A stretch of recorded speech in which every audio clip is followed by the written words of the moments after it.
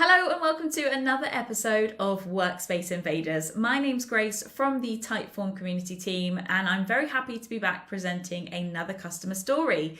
This time I chatted to Tom Stiles, who is the Chief Technology Officer for Tailwind Digital. They are a digital consultancy and they've been working on a bunch of different projects, but Tom's here to tell us about their project with Mid Ulster District Council in Northern Ireland. So what did we learn? Well, Tom's going to explain to us how they help to digitise the registration process for the council. So we're going to talk about what that looked like previously for them, what the pain points were during the registration process, how they went about building the digital experience, which of course includes a bit of Typeform magic, and all of their results and successes so far. So there's loads to get to. Get yourself nice and comfy and let's dive in and hear from Tom. I'm Tom Stiles. I'm based in Nottingham in the UK, and I formerly worked at Nottinghamshire County Council, which is just down the road from me here. I was the leader of a tech team there, and then I started Tailwind Digital midway through the pandemic. And we've been still working with local authorities, still doing clever digital stuff, but now with a broader range of tools and lots of different types of projects. And this particular project we're going to be talking about today is one of my biggest clients, which is in Northern Ireland. It's a Mid Ulster District Council. Northern Irish local government is quite different to the authority I worked in. So there are some similarities, but there's an awful lot of differences as well. But one thing that is the same everywhere is good digital products, good digital experiences for citizens make a big difference to everybody. We've been doing some work with Mid Ulster on their digital strategy. So they're looking at the whole authority and how they wanted to get better at digital. And as a result of that, we did quite a bit of work on telephone calls. Where are the telephone calls coming in? What's the demand? Where do they go? What happens when they go somewhere else? And one of the key areas we looked at was registration. So registration is the service you use for births, deaths, and marriages, and a few other bits as well. But if you have a child and you need to get the child registered, you go to registration services. If you're getting married and you need to register the marriage, you go to registration services. And registrars, because of that, are quite often in a meeting and they can't answer the phone. So a lot of the phone calls that were going through to them were just going straight to an answer machine, around 66%. So it was quite difficult to get through to a registrar and actually get the information you needed. And at the same time, I use Calendly for my appointments. In fact, we made this appointment using Calendly because we like the tool. And the people at Mid Ulster were like, could we do something around booking a birth registration appointment using some of the digital tools that are available? So that was the premise of the project. Can we automate the process of booking an appointment to register a birth and simplify it? And speaking to the registrars, there was a lot of trepidation maybe about going into this project because it's a big complex process. There's an awful lot of information you need to gather from citizens and an awful lot of information that you need to give to citizens.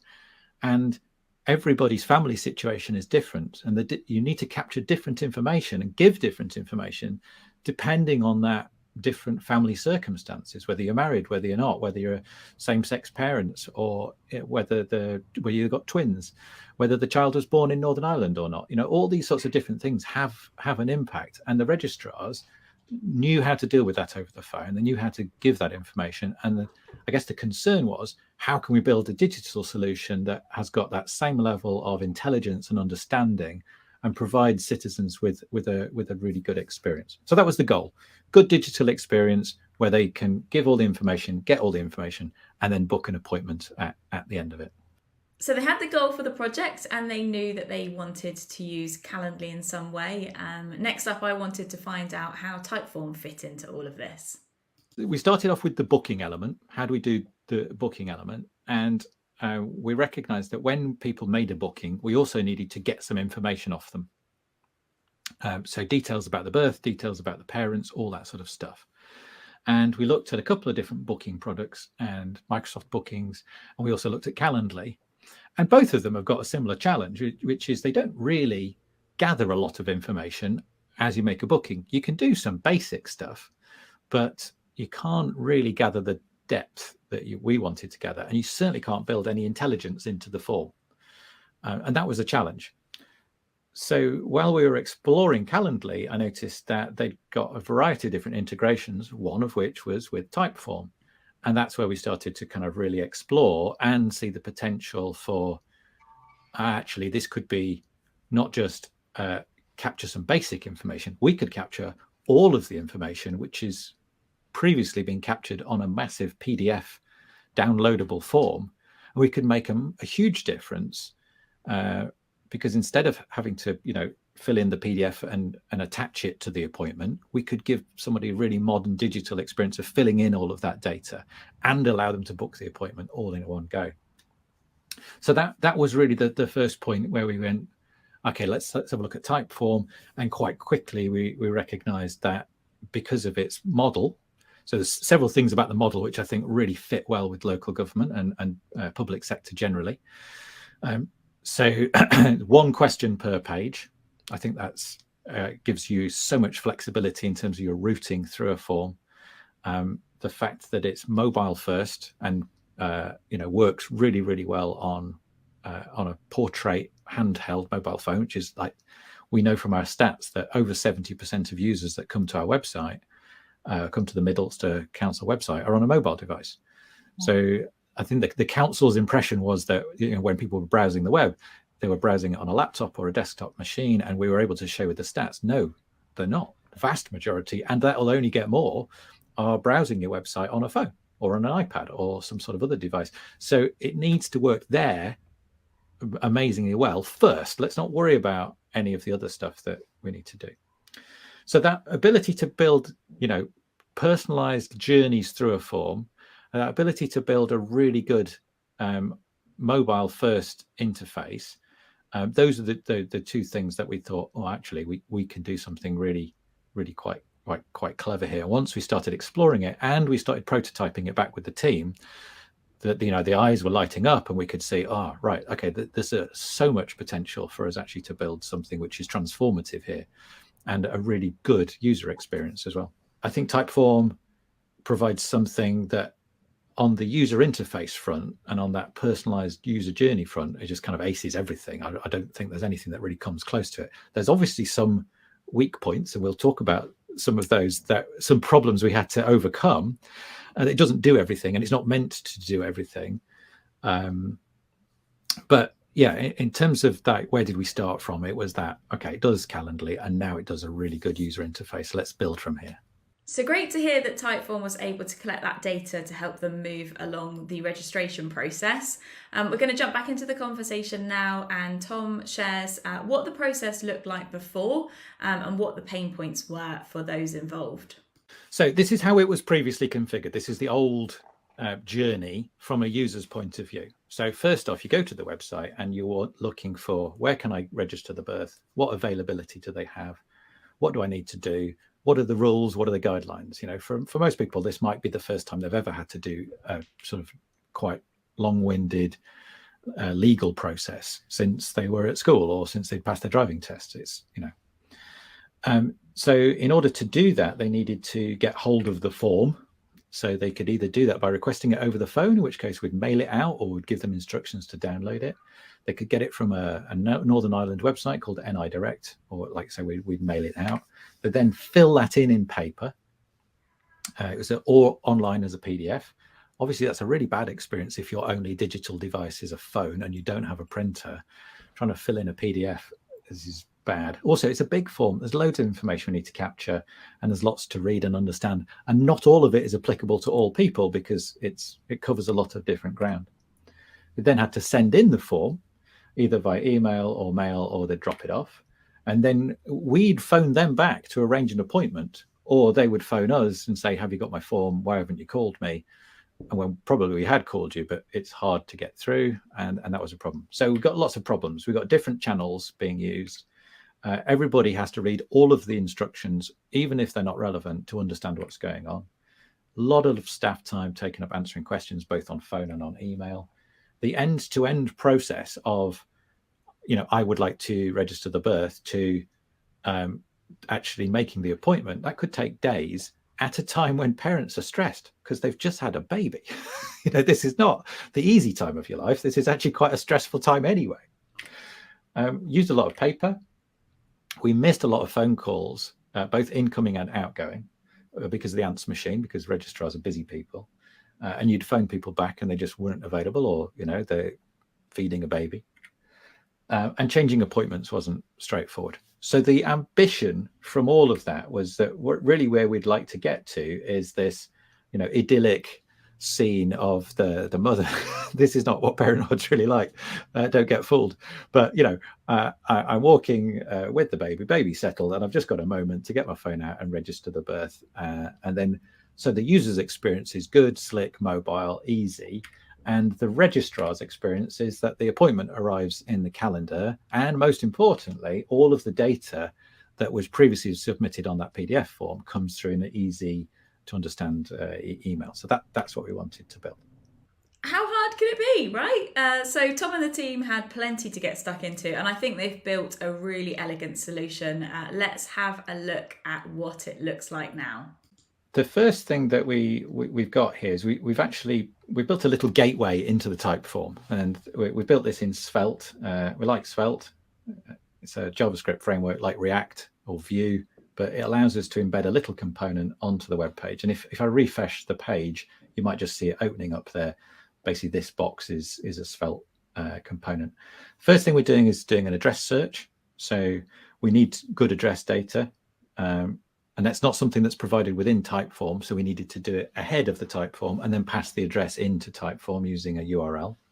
I'll show you how that works. This is using a technology called Swift Complete, and Swift Complete allows you to do a geographically biased search. So it's a type ahead search for an address. But if I type in High Street, there's lots of high streets all over the country, but we've chosen the one which is geographically closest to the centre of the Mid Ulster area. Great for local authorities because they only really care about addresses in their area. So we can choose that, and then we can choose an address, and we'll do from that location. Then we'll do a lookup for which are the properties which are near you. Obviously, if the person is a more of a postcodey type person and they want to just type in a postcode, then that works just as well. It's a very flexible address search. Is very, very fast, and that geographical bias is incredibly powerful. So from that address, 18 Hyde Street, Moneymore, we've got the 3 registration offices. We've got the distances from that point based on a Bing distance search. That's using driving times and distances to advise the user not just these are the offices, but actually how far away they are. And then from each of those, they can then search. Now, because we're at the end of the month, we're going to have to go to next month to find some availability. And this is what we're pulling out. Now, we've got Calendly that's surfacing all of this data, and it has an API. And we're using that API to pull out availability. So I can see that on the 8th, I've got 6 appointments, which is why it's a slightly lighter color. On the 21st, I've got 11 appointments. And then at the bottom, we've got this book your appointment button. Now, obviously, all of this works really well in a mobile view. So if you are in a mobile view, then this works, lovely. And mobile is really where we want to be at. 70% of our users are on mobile, so it's really important they get a good experience. But just for the demo purposes today, we'll keep it on a big screen. So I choose my thing, and then I go book my appointment, and now I'm in Typeform land. Now what you'll see is up here in the address, I've passed across that address that I selected, and I've also passed across the fact that I used a web channel. So the form is intelligent, and there's some questions it asks at the end, which is if you come in through the phone channel, we ask some phone specific questions, because that means that somebody's using it over another device. Let's see, get a bit bigger for you. So now we're in Typeform. Now we really wanted to build an experience that was custom made and tailored for each user. So the first question we ask is how many births were registered. Now, obviously, we get far less twins, and we certainly don't get any. We've not had any triplets or quadruplets yet, but it's there. And this changes the language we use straight away. So were the children born in Northern Ireland is the question we're asking. If we go back and we change that to 1, was the child born in Northern Ireland? So we were using lots of tokens within Typeform, and depending on, I don't know if it's worth showing this stuff. So in here, I've got a lot of tokens. So labels like child label, child was, and I just swap these. Has the mother is has the mother, or it could be has the father, or have you. If you are the mother and you're filling this form in, it needs to change the language. So we're using those labels everywhere, and just using logic conditions to swap them around depending on what's happening there. Brilliant. So was the child born in Northern Ireland? Yes. If I say no, it kicks me off because I can't use the form to register the child. And then what's your relationship? We know from our data that most people that are using this form are mothers. Come on, dads, let's do some work. But let's say they're a mother. The questions are were you married to the other parents? Now, yes with the father, or yes with the second female parent. That there's obviously different legislative challenges there. If you're the father, were you married to the child's mother? No. Were you in a civil partnership? No. Will the child's mother be attending the appointment? Well, yes, you actually have to have the mother with you, because if you're not married, you don't have a legal relationship with the child until the mother says you do. So we tell them that there. Now, obviously, that's a complicated message that would normally be buried in some small text, and it isn't relevant to most people because most of the parents that come through the registration office are married. But it's important in this particular case. We want the dad who's filling the form in to understand that, okay, there's some specific things you've got to come, and actually there's some additional notes. So they then say, I understand. So that ability to tailor the experience, which is quite a complicated legislative process, and make it simple for most people, or as simple as it can be for everybody, is really quite a powerful thing that we've only really been able to do with having Typeform. So we then go through the mother's details, the father's details, the child's details. It's quite a long-winded form. I think it was probably Steve Jobs once said that the job of the technical team is to do the hard work to make everything else simple. So we do the hard work, so the user's experience is simple. But if you look at the kind of tree of logic choices that we've got going on here, it's quite big and quite long. Interestingly, this bottom track, we put a lot of time and effort into getting this bottom track right, and it's never been used. So it was for legally grandparents and aunties and uncles, as long as they have a relationship to the mother, or that the parents are married, can be the informant on a birth. So we had to build that into the form. So far, no grandparents have tried to register a child at Mid Ulster, so it remains unused. But we did do a lot of building and a lot of testing of that as well. Yeah. So yeah, we've got all of that logic built in there. But of course, for most people, this is 1, 2, 3, 4 questions, and they're through to this next bit. So hardly anyone no one sees all of this. Most people just see the 4 or 5 questions which are relevant to them. And then we're into a fairly long process. Now, one of the things I think is interesting is what we've done with the end of each section. So this is the mother's section. These are all mother's occupation, or your occupation. If you're the mother filling it in, that will say your occupation. When we get to the end of each section, we do what's called a check section. And we basically ask them, is everything okay or not? We check these details. And if it's not okay, then we loop back around and we send them back to the start of that section again. So if you've got if anybody needs to sort of ask 5 questions and then check the details, that's how we've done it. Let's go and have a look at one of those check questions. Okay, so this is what it looks like. So we're basically we'd like to do this at the end of the form, but because the form's so massive, it wasn't really realistic to do that. So we do it at the end of each section. So here's the mother's details, forename, surname, maiden name, address, which we pull through from a label, occupation, status, previously live born children, and then basically you're saying, are these details correct? Or if you need to make a change, it will take you back to this first name question and do that loop, and then you can make any amendments, and when you come back to this again, it will have all those right answers there. Because we have 3 offices, we have 3 calendars that we can book in, but there's different appointment lengths depending on whether you've got one birth or twins. And so we actually have 6 combinations of the 3 offices and single birth and twins. So we actually have 6 different appointment types that we can create. So on our logic branching system, when we get here, we're actually branching off, and depending on that unique set of conditions.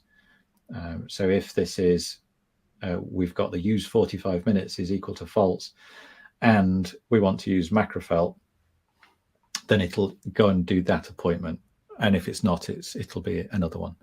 So you could use this. You could use this in quite an elaborate way to go through quite a lot of different types of appointment, depending on the different logic that people have got. So there we go. What happens when they get to the end of the form? So we actually delegate most of the work at the end of the form to Calendly. So Calendly sends out the appointment booking with all of the details, and Calendly also sends out a reminder. Typeform does a couple of things. It sends the raw data that it's captured over to the registration team, so they have all of the raw data. What it also does is it fires a webhook. So if I go into births again and go to it's Connect, isn't it? Connect.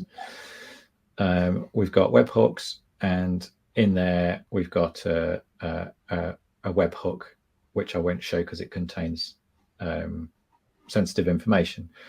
But that webhook, what that's doing is it takes the data, reformats it into that nice email, and then sends that on. But if for any reason that fails, Typeform is also sending the full contents of the form over, so that the registration team have always got that backup.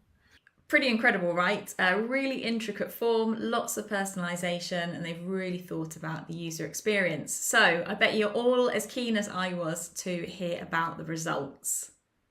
We've shown you the before. The after is we've now got the website shows you the location and the availability, so that so many of those phone calls about where are you, when are you available, just go away, because we're giving that information.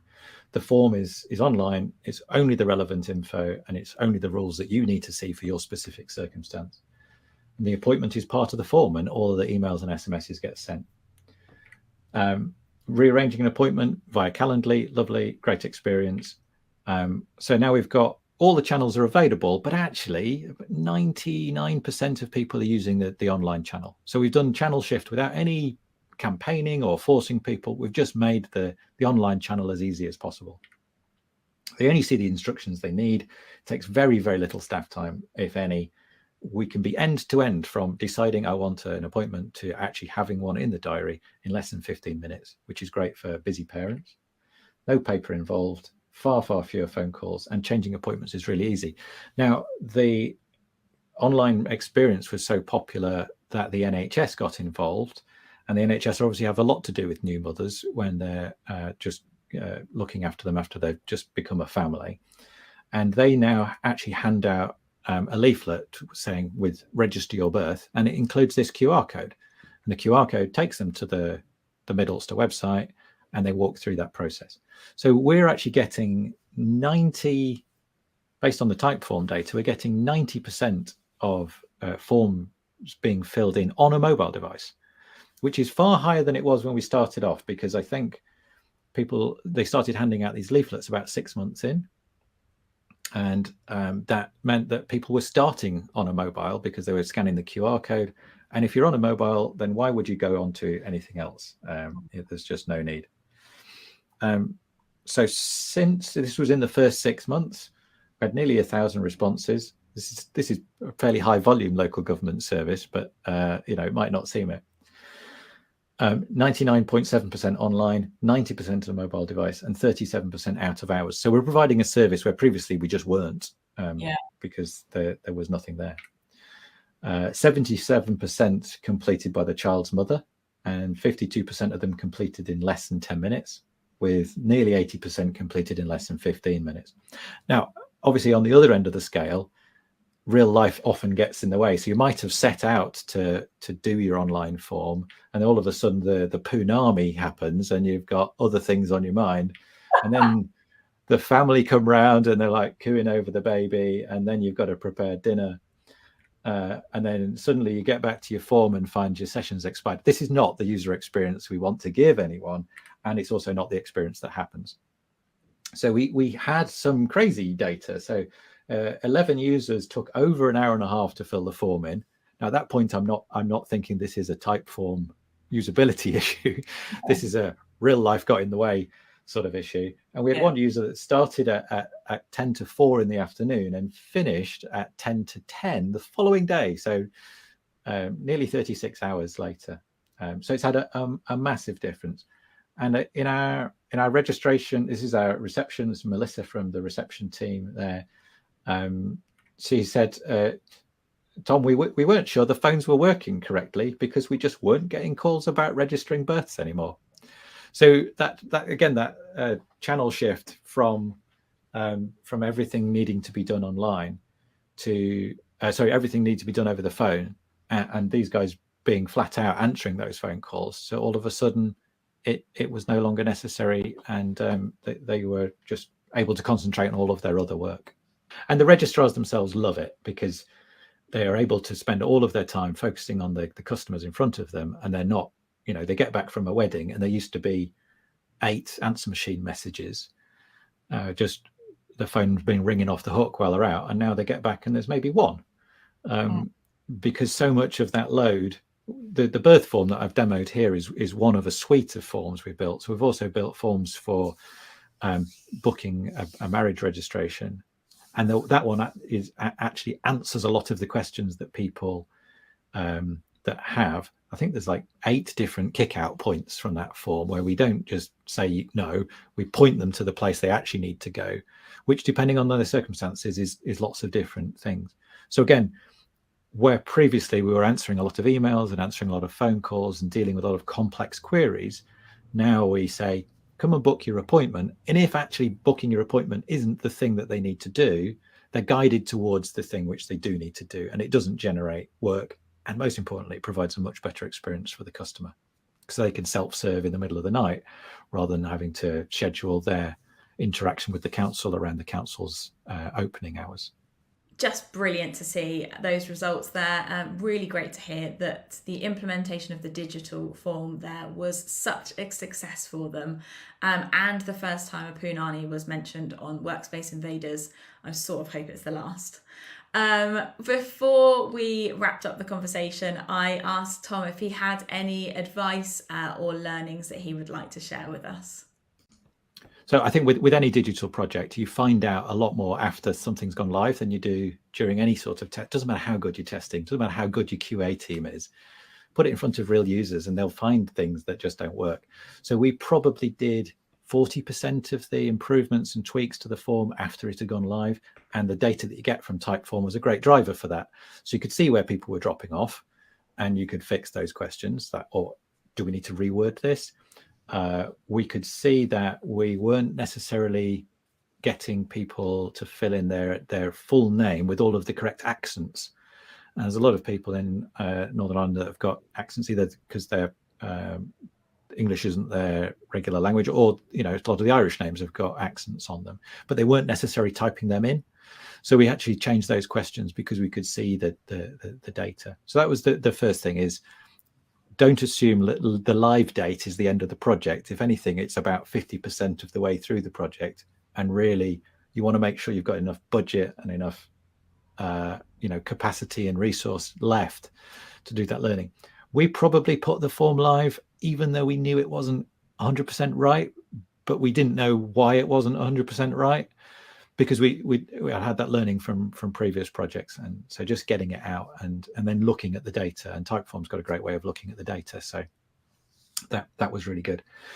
I think the fact that the team, there was two elements we needed to change here. There's the technical change, putting in a digital solution, but there was the change management of the team.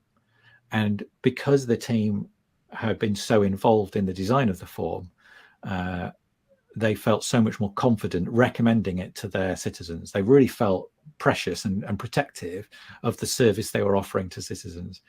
And when this English guy shows up and says, we're going to do it digitally instead, that skepticism was quite real. But having them seen and walked through the form so many times before it went live, they'd got the confidence, actually, this is going to work. And it gives us everything we want, but also it gives our citizens the experience we want to give them. It gives them a really good digital experience. So yeah, they were, and they love it. They're big fans. They're big fans now. The digital age means that certainly most people who are new parents, they do everything online. They do everything through slick digital experiences, whether that's ordering their car insurance or getting a takeaway or watching a movie. Everything is just at the touch of a finger on their mobile phone. And when they deal with the public sector, they want that same experience. And so often they don't get it. They get something which is 15 years out of date. And what we've been able to do here is actually just match the expectations of citizens. In quite a lot of cases, exceed them. We had people that come in that was like, oh, I work in IT. I used your form. It's really good. I was a bit surprised. Here's my baby. Can you register it, please? So we have had those. People are very happy with what we've been able to produce. And that's it. What a fantastic success story. A massive thank you to Tom for taking the time to share it with us. Hope you all enjoyed this episode. I certainly did. If you would like to watch more Workspace Invaders, then please do visit us over in the Typeform community. Come and join in, say hello. And of course, if you've got a story you'd like to tell, we would love to hear from you. That's it from me for now. We really do enjoy sharing these customer stories. So thanks so much for tuning in, and hopefully we'll see you again.